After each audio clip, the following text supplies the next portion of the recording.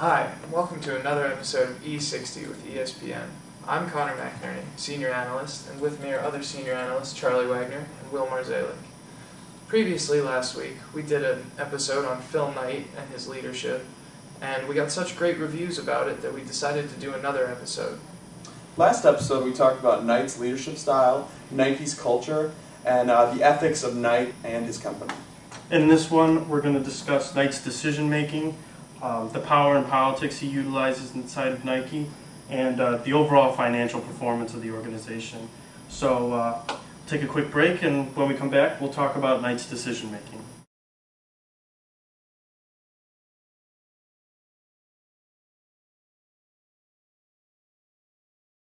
Welcome back to E60, where we're discussing Phil Knight.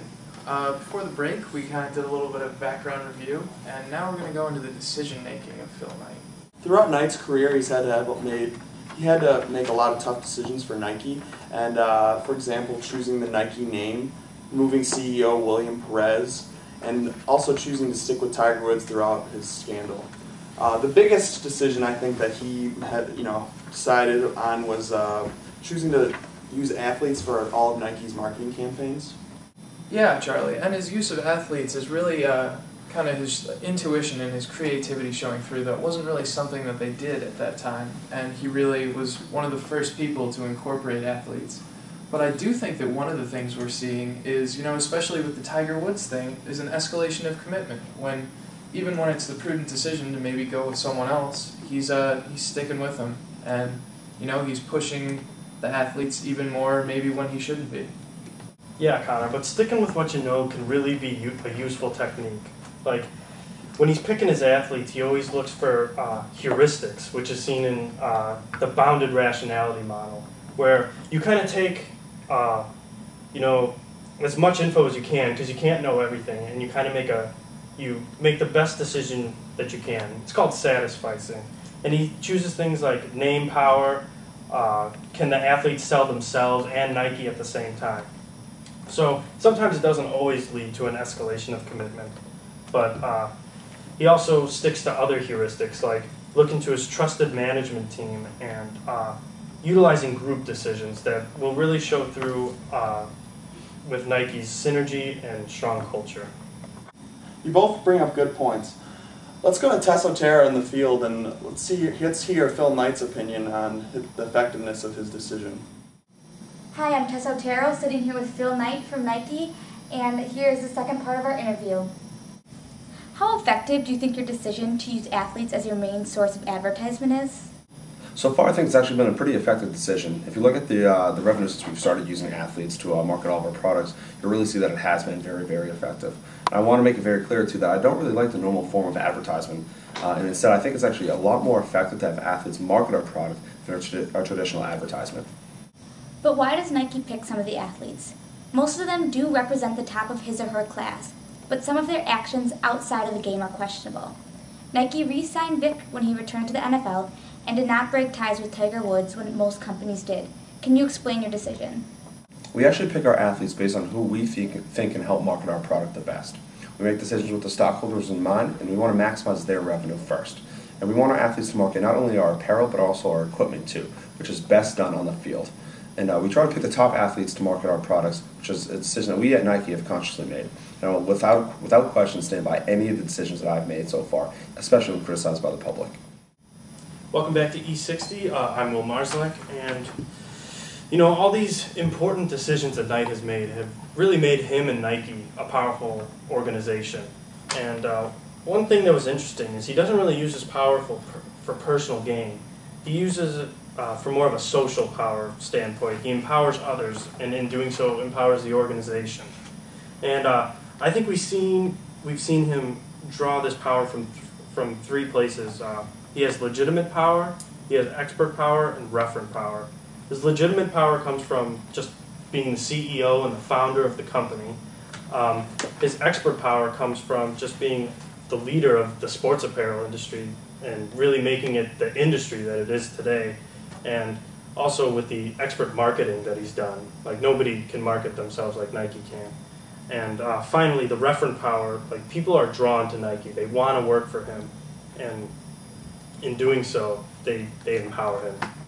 Yeah, and Will, you make a lot of good points, and I think this power that he has from his position really gives him the opportunity to influence other people, and he uses a couple of different tactics to do that. The first is probably consultation, I would say, where he has his own ideas, and he does like them, but he will take information from other people, so he'll send them out, and he'll get other people's spin on things, and then he'll make a decision based on that.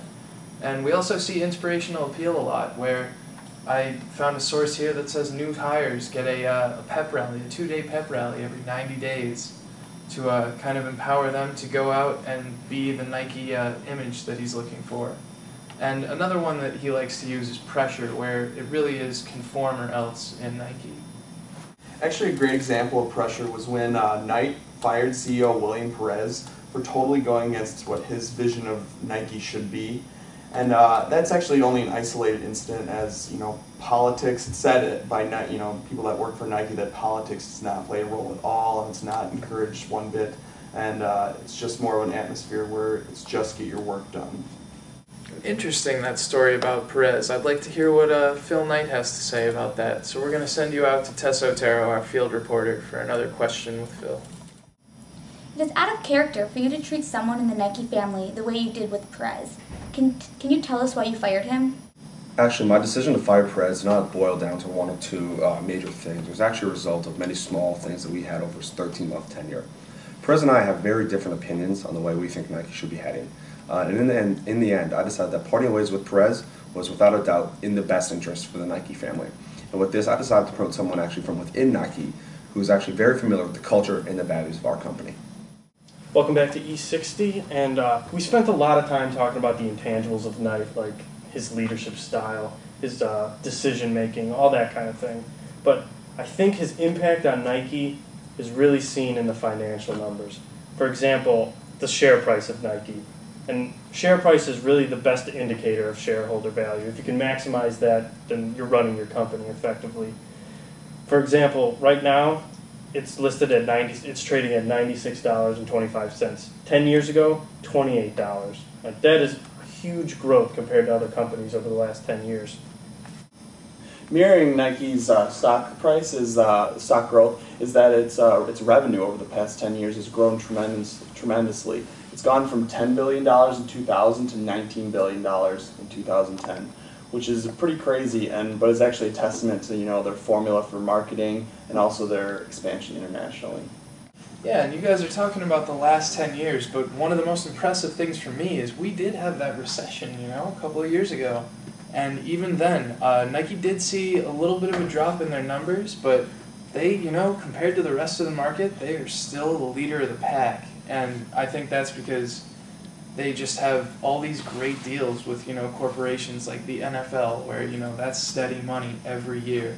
And I think Phil Knight has just had great decision-making to keep his revenues constant, even in times when other companies aren't doing so well. And with that, we're going to send you out to Tess Otero for one final question about Phil Knight's financials. Throughout the recession, Nike has stayed strong financially. How were you able to do this? I think our performance is actually a testament to our strong leadership and corporate culture. As a company, we have built a very loyal customer base, which can be seen through our strong sales, which have continued throughout this current recession. Thanks, Phil. Back to you guys in the studio. Boy, really interesting stuff from Phil Knight. And we do appreciate him reaching out to us and being able to participate. We've done 2 of these E60s now on Phil Knight, and we appreciate his cooperation. And I really have learned a lot about this guy, and he is a nice guy. I like being around him, and, everything is congruent with this guy. His personality, his motivating styles, his leadership, his power, his uses of power to influence people, they're all on the same page. He's the kind of guy who's approachable, and he's willing to listen to you, but at the same time, he's very single-minded, where he wants everything to be Nike, and Nike this, Nike that, but as long as you agree with that, and you fit right in, I think that this is a great place to be, and I think he is one hell of a leader. Oh yeah, I totally agree. Like, there are some things that make him almost an ideal leader, and I think anybody looking to assume a role like his, they could take some tips from Phil, like his entrepreneurial spirit and creativity, the confidence he shows in himself, and trust your intuition. And also, he empowers groups and those who work for him. So, in doing that, he makes Nike a better organization. Yeah, I'd have to agree with both of what you guys are saying, but I think we all can say that some of the ethics that goes into Phil Knight raises some issues, and a few of those things are obviously his athlete the choice of athletes he uses for his big marketing campaigns, and some of the issues and scandals that go along with them, and also obviously the sweatshops and conditions of some of the factories where he produces products he sells to people.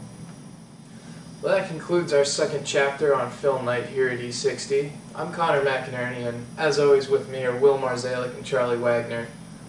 Big shout out to Phil Knight, Tessa Taro, our field reporter, and thanks everyone. Thanks very much for tuning in, and have a great night.